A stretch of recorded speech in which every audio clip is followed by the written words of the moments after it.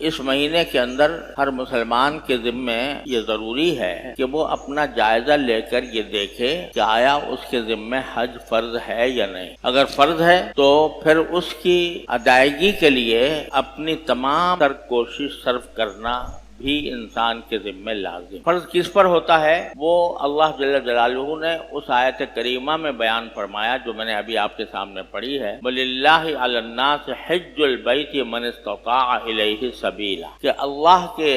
لیے تمام لوگوں پر بیت اللہ کا حج کرنا فرض ہے۔ کس پر فرض ہے؟ من استطاع الیہ سبیلا۔ ایک مختصر بات یہ فرما دی کہ جو بیت اللہ تک جانے کی استطاعت رکھتا ہو، یعنی ایک طرف وہ اتنا صحت مند ہو کہ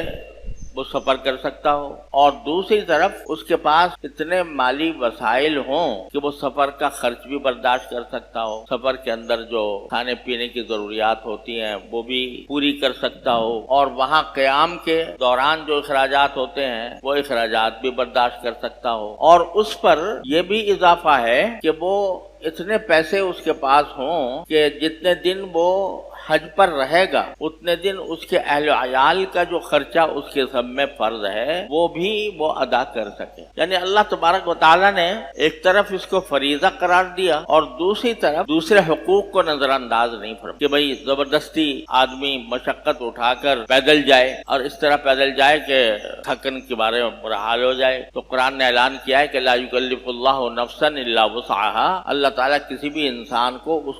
اس کی وسعت سے زیادہ مکلف نہیں کر، لہذا فرمایا کہ اتنے سفر کے اخراجات موجود ہوں سواری کے، جس سواری پر سوار ہو کر جا رہا ہے۔ پہلے سفر اونٹوں پر گھوڑوں پر ہوتے تھے تو یہ کہا جاتا تھا کہ بھئی کسی کے پاس اونٹ یا گھوڑے موجود ہوں یا کم از کم کرائے پر لے کر وہ جا سکے، اور آج کل جو سواریاں ہیں وہ خشکی کے راستے سے بھی اگر ممکن ہو، اس کا اگر سفر ممکن ہو اور اتنے اخراجات موجود ہوں تو بھی حج فرض ہو جائے گا۔ دوسرے پانی کے جہاز سے اگر کہیں میسر ہے، پہلے زمانے میں پانی کے جہاز سے لوگ سفر میں جایا کرتے تھے، وہ سلسلہ ہمارے یہاں ختم ہو گیا۔ ہوائی جہاز سے جانا ہو تو ہوائی جہاز کا اخراجات موجود ہوں۔ اب ہمارے ہاں ملکوں کے اندر، ہمارے ملک میں ایک خاص مقدار ہر سال مقرر کر دی جاتی ہے کہ بھئی اتنا خرچ ہوگا حج کے اوپر، تو جس شخص کے پاس اتنا خرچہ موجود ہو تو اس کے ذمہ حج فرض ہو جائے۔ اور اتنا خرچہ موجود ہونے کا مطلب بھی سمجھ لیجئے، اتنا خرچہ موجود ہونے کا مطلب صرف یہ نہیں ہے کہ اس کے پاس نقد ہو اتنے پیسے، بلکہ اس میں یہ بات بھی داخل ہے کہ اگر کسی شخص کے پاس زیور ہے، اگرچہ نقد روپیہ اتنا نہیں ہے، اب آج کل تو حج کی جو نئی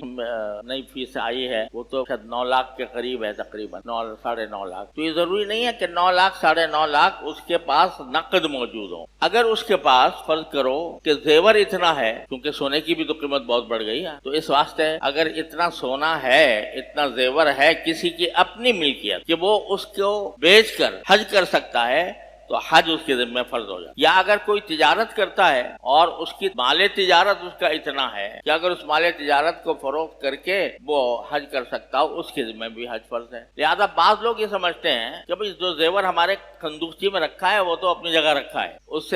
کو تو چھیڑنا بھی نہیں ہے، اور اصل اگر نقد پیسے ہوں گے 9 لاکھ روپے تب جا کے حج فرض ہوگا، یہ بات درست نہیں۔ نقد ہو، زیور ہو یا تجارت کا سامان ہو اتنا تو اس کے ذمہ حج فرض ہو جاتا۔ البتہ شریعت نے یہ مالوں کی ملکیت کے سلسلے میں اس بات کا لحاظ رکھا ہے کہ جس کی اپنی ملکیت میں ہوگا اس کے ذمہ فرض ہوگا۔ فرض کرو کہ زیور جو ہے وہ اگر شوہر کی ملکیت میں ہے تو شوہر کے ذمہ فرض ہوگا، اور اگر بیوی کی ملکیت میں ہے تو بیوی کی ملکیت بیوی پر فرض ہوگا، بشرطے کہ بیوی کسی اپنے محرم کے ساتھ جا سکے۔ تو بعض لوگ یہ سمجھتے ہیں کہ بھئی زیور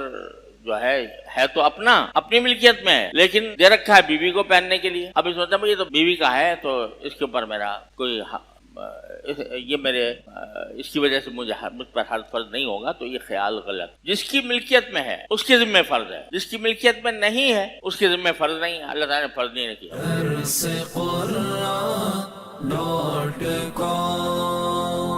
www.darsequran.com